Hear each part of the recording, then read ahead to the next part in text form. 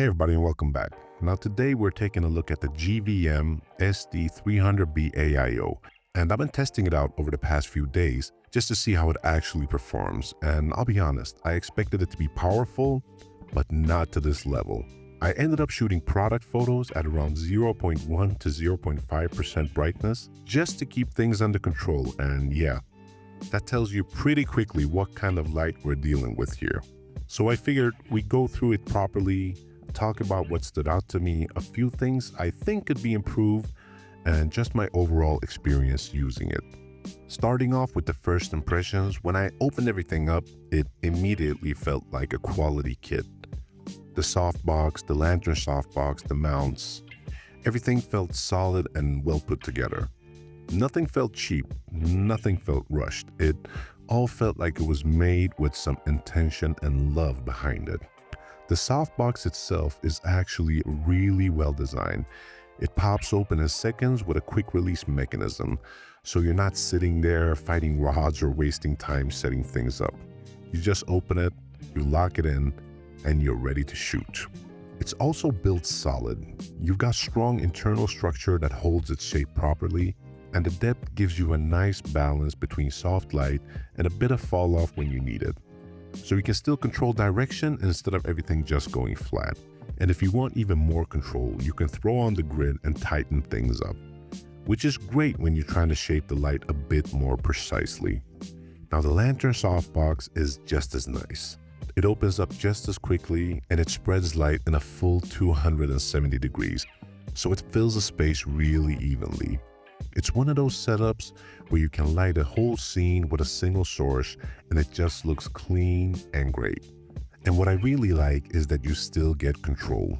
You can adjust how much light spills using the skirt, so it's not just blasting light everywhere. You can shape it depending on what you're shooting.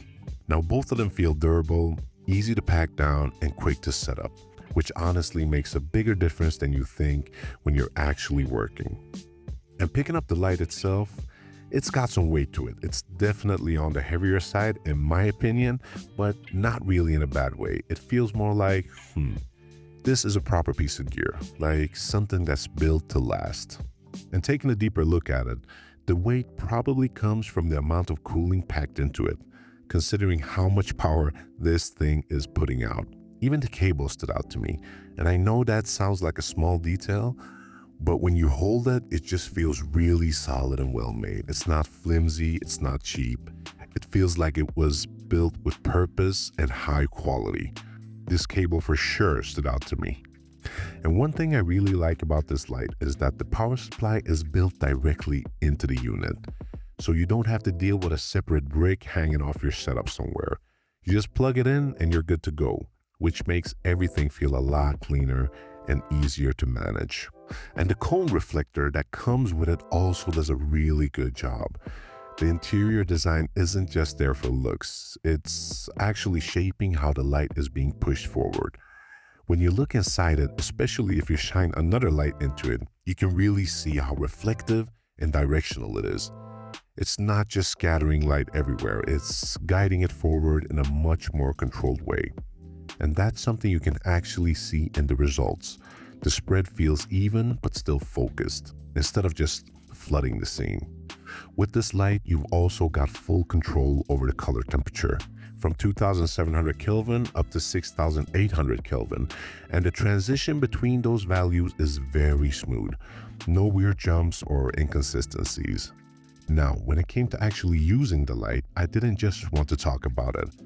I wanted to see what it does in a real setup, because at the end of the day, that's what matters, right?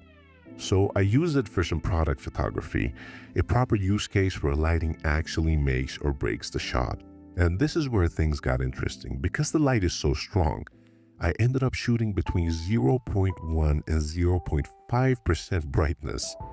That was without any diffuser, just using the aluminum reflector, and anything above that was just blowing out the image. But what really stood out to me wasn't just the power, it was the character of the light. The images came out with a much more defined look. We got stronger contrast, deeper shadows, and Highlights that had shape instead of just flattening it out. It gave the product a more bold, slightly dramatic feel rather than the softer, safer look you sometimes get.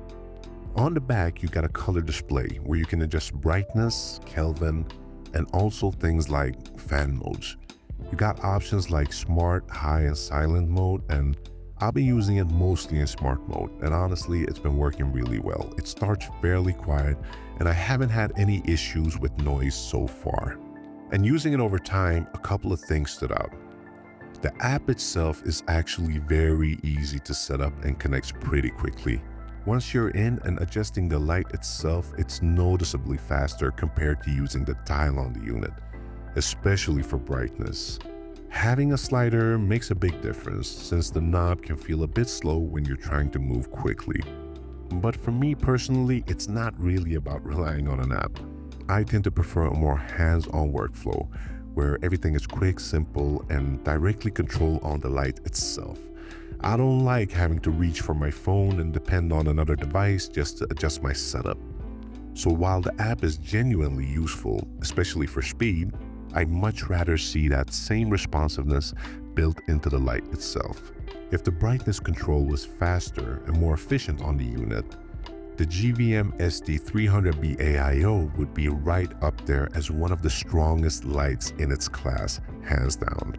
Now talking about the built-in lighting effects.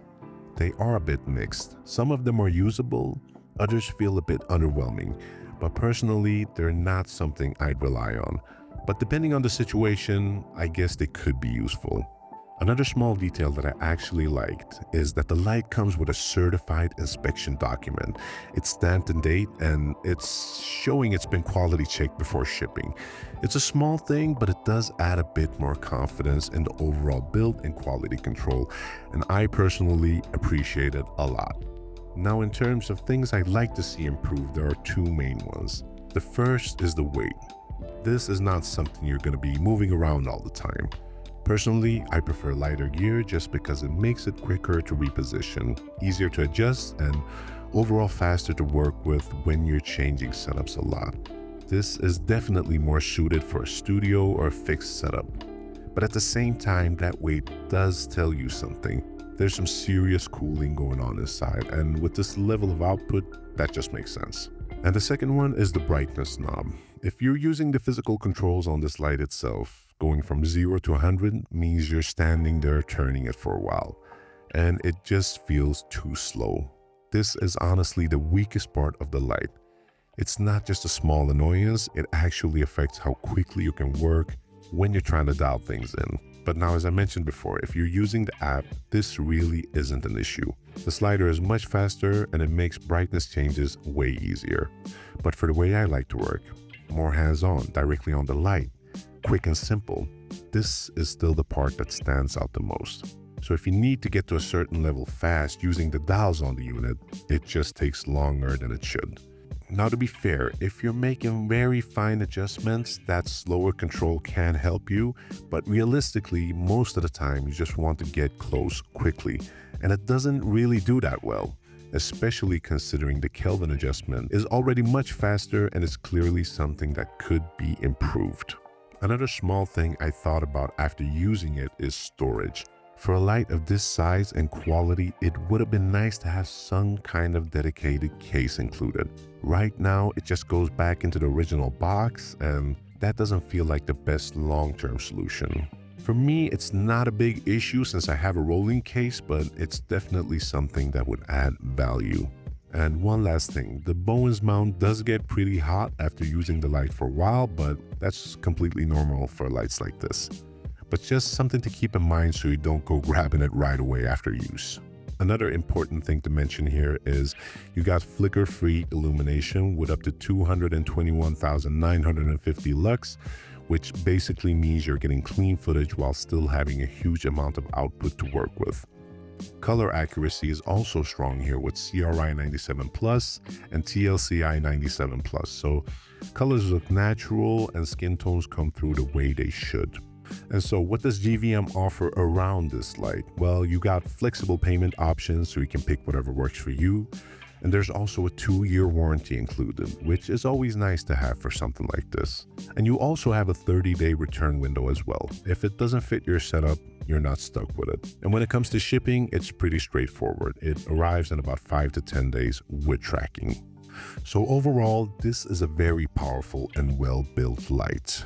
You're getting excellent light quality, strong output, a solid design, and a really clean setup with the built-in power supply. The app works well and the cooling is solid, and there are a bunch of different accessories and modifiers that you can attach to this light, especially because it's a Bowens mount. But once again, just to make this clear, this isn't really a run and gun light, it's more of a studio tool, something you can set up and rely on.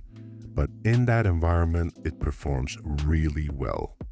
And honestly, if you're working at 0.1% power and still getting great results, you probably got more than enough light for anything you're shooting. Well, alright guys, that's it for this one. Let me know what you think and I'll catch you in the next one.